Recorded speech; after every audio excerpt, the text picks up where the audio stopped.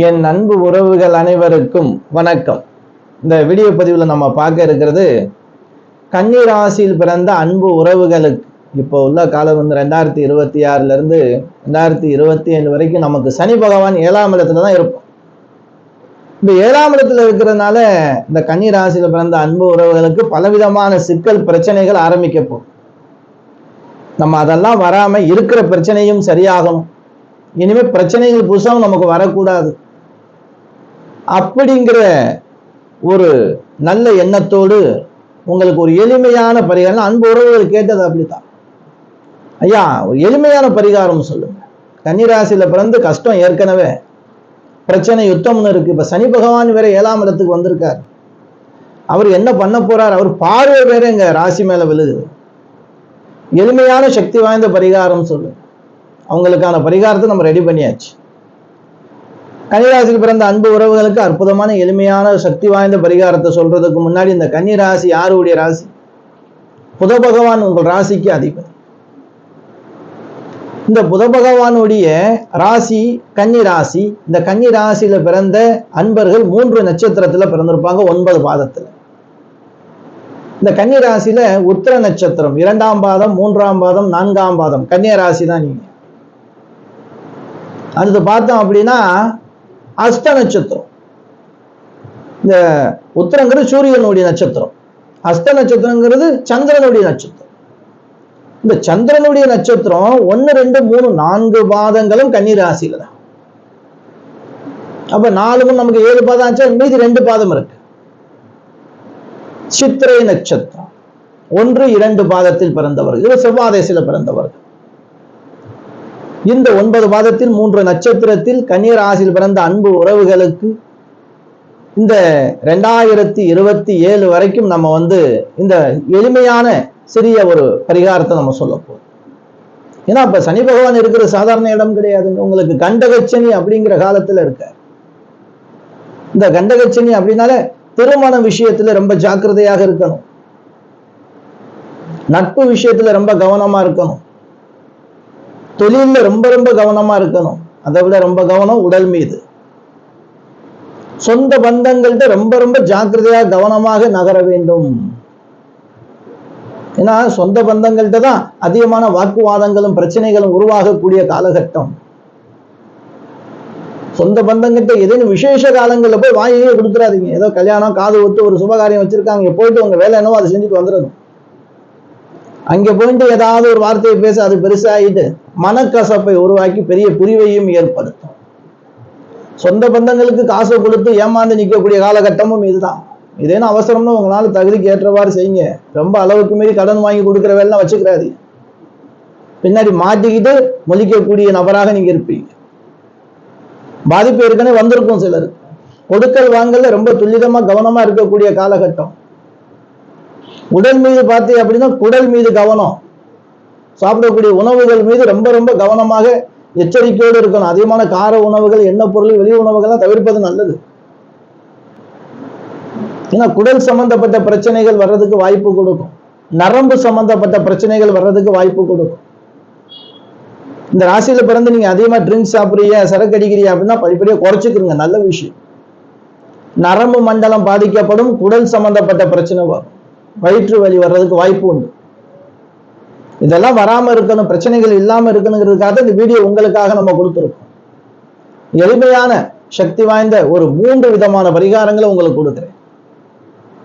எது உங்களுக்கு பண்ண முடியுமோ, எது சௌரியமா இருக்கோ அதை நீங்க எடுத்து செய்யலாம். இந்த கன்னி ராசியில பிறந்தவங்க முதல்ல பெருமாளை கும்புறதுக்கு மறக்காதீங்க.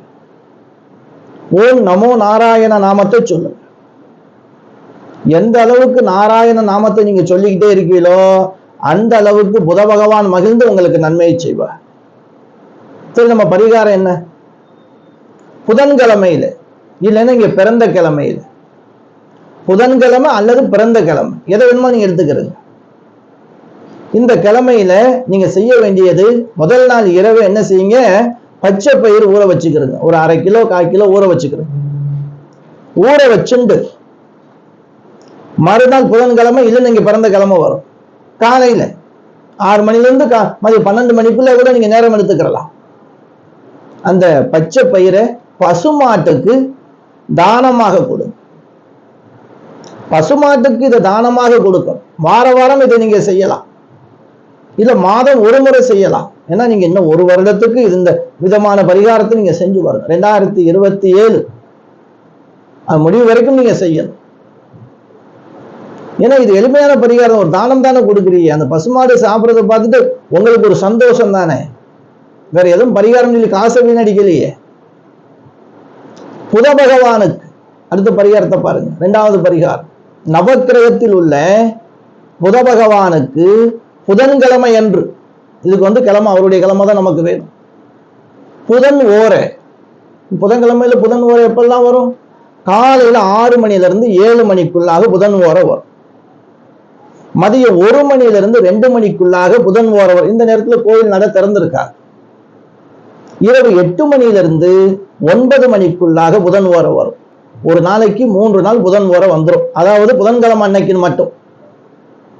அப்ப இந்த நேரங்கள்ல உங்க ஊருக்கு அருகாமையில் உள்ள கோவில்கள்ல நவக்கிரகம் இருந்துச்சு அப்படின்னா அங்கே புத பகவான் இருப்பார். அந்த புத பகவானுக்கு நீங்க செய்ய வேண்டிய பரிகாரம் தான் இது.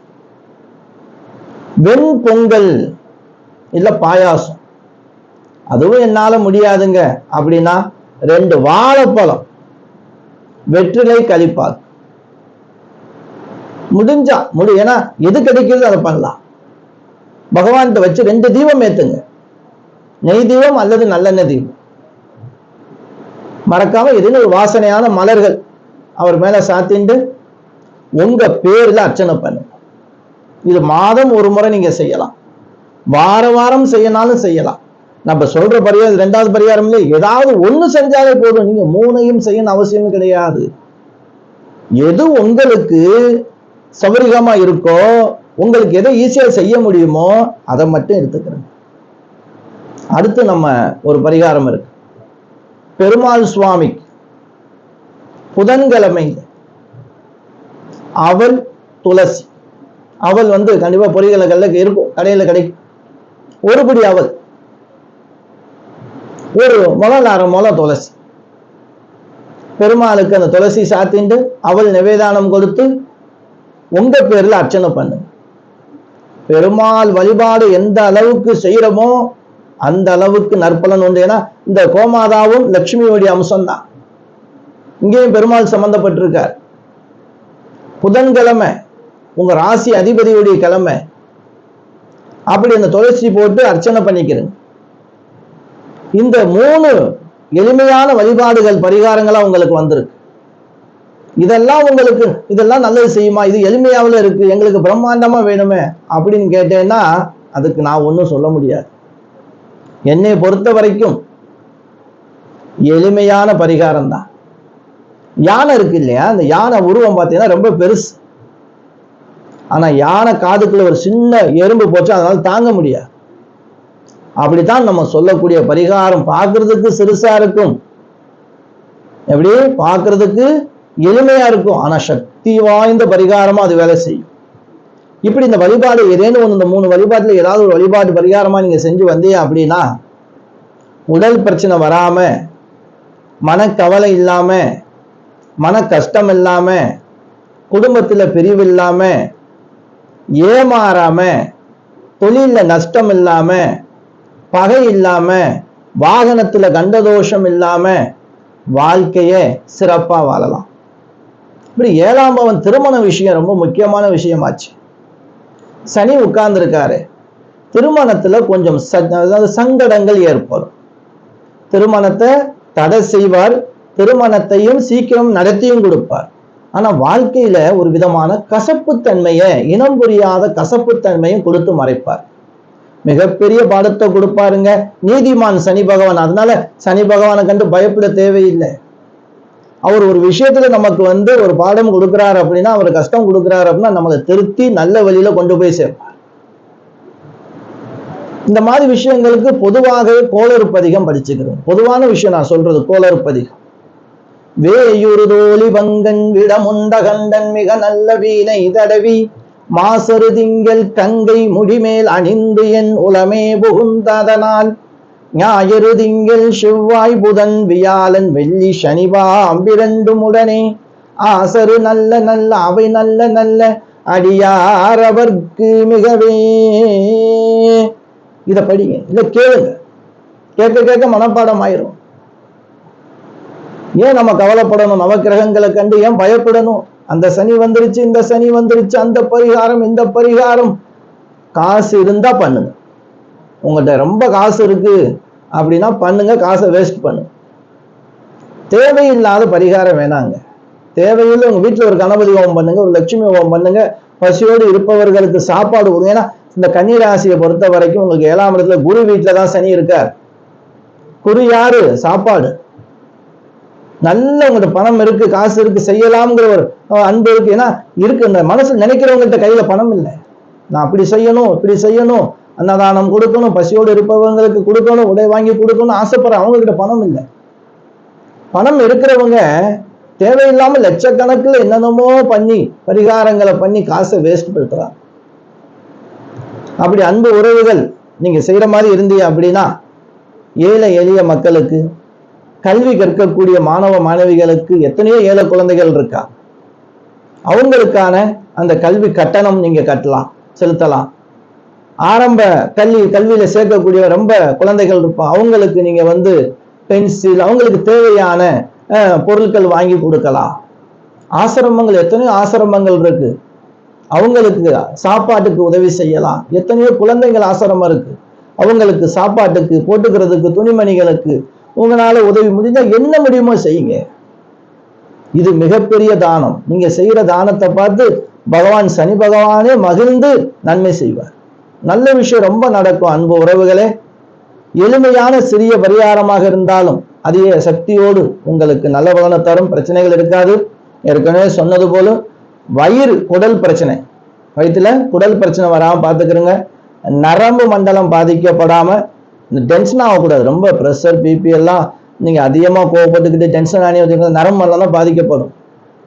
அடிக்கடி ஞாபக மறதி ஏற்பட ஆரம்பிக்கும். முதல் விஷயமா, அடிக்கடி உங்களுக்கு ஞாபக மறதி இருக்கு, சமைச்ச பாத்திரம் சமையல் மறந்துடுவோம், நம்ம பால் வாட்டில் பொங்கி தீஞ்சிடும், இப்படி எல்லாம் இருக்கு அப்படின்னா இந்த வழிபாடு முன்னாடி ஆரம்பிச்சிருங்க. நம்ம சொல்றது எல்லாமே முன்கூட்டியே ஆரம்பிக்கணும்.